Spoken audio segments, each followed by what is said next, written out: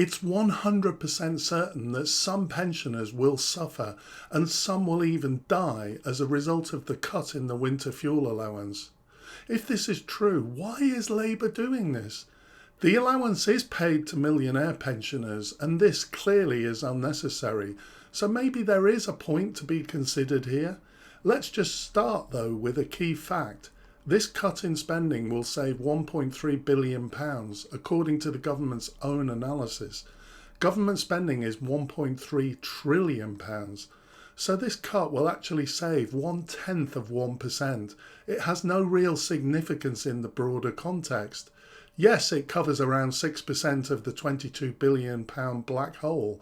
I guess that isn't insignificant.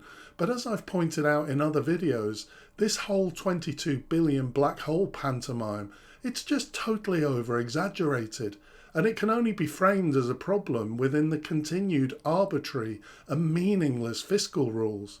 The pantomime had an additional scene the other day with Lucy Powell, a Labour minister, saying that the cut was necessary in order to prevent the economy crashing or a run on the pound. This is just ridiculous. A totally different situation to the Liz Truss debacle. I think the market is actually indifferent to this £1.3 billion of spending.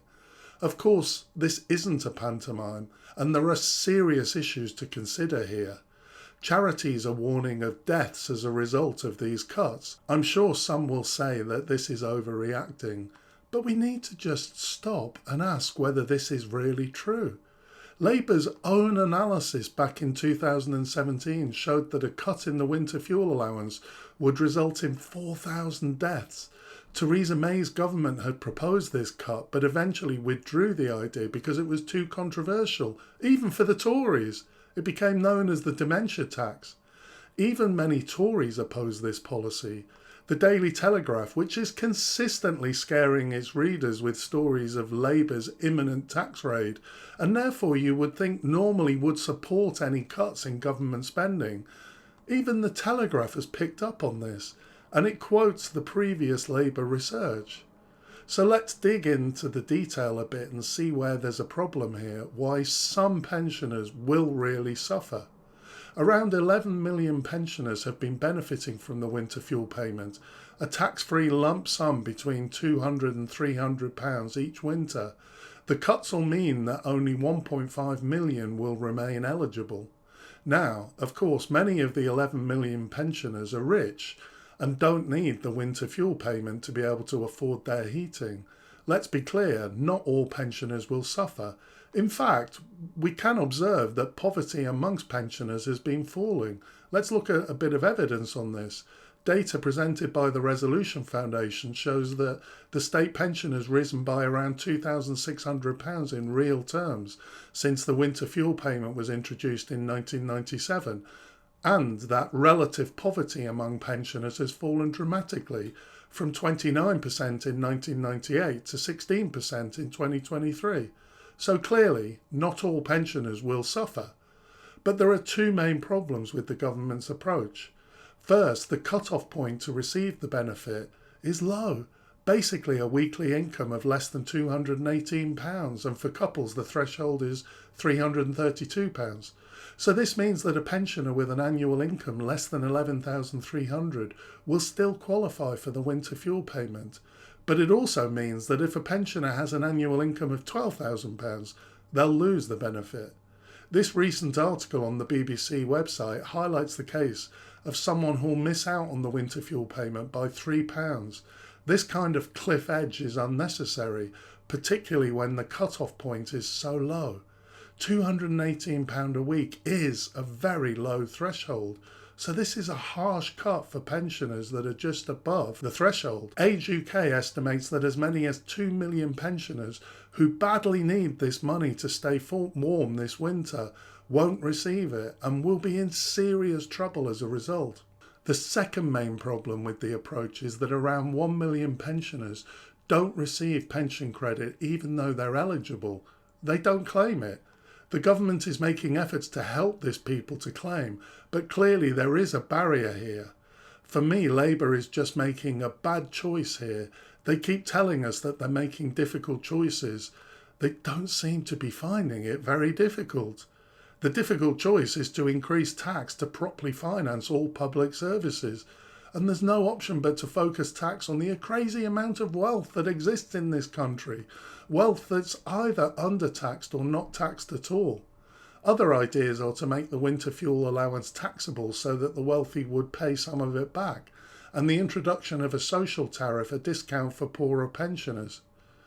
This all doesn't seem very Labour in terms of what the Labour Party has always stood for. Labour should be prioritising the eradication of poverty and inequality. They're not just maintaining current inequality that we have in the UK, they're actually worsening it for pensioners. Interesting point is that in the impact assessment we saw earlier, there's no mention of pensioners. It says that a full impact assessment has not been undertaken because there's no impact on business, charities and voluntary bodies.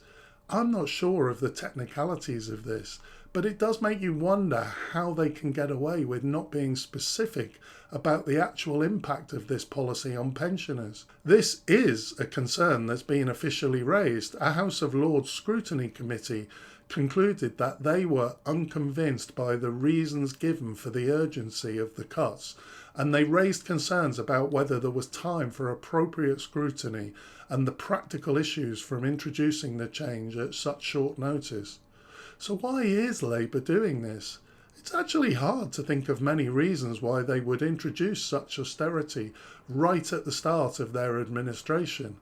They promised us change, but we didn't know it was going to be change for the worse. The best explanation, I think, is that they want to do something unpopular to show markets and the public that the Labour Party can be trusted with the country's finances.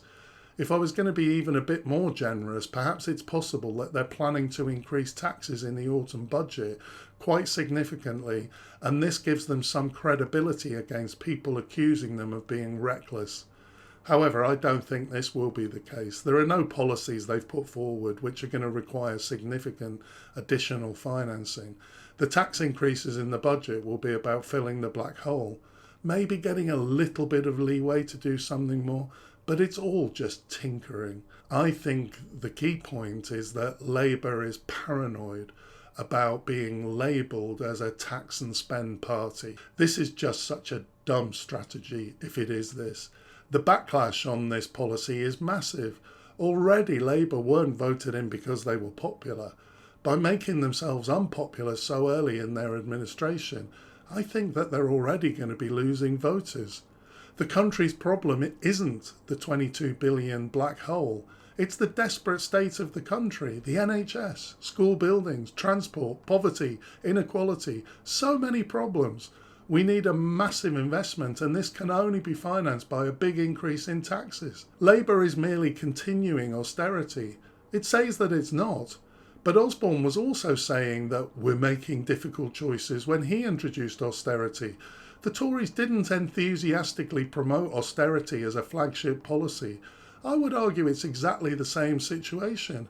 Labour is continuing austerity. Cutting the winter fuel allowance is nothing other than a severe austerity measure. That will result in deaths. In my previous videos on the Labour government, some of you have commented that I should give Starmer more chance.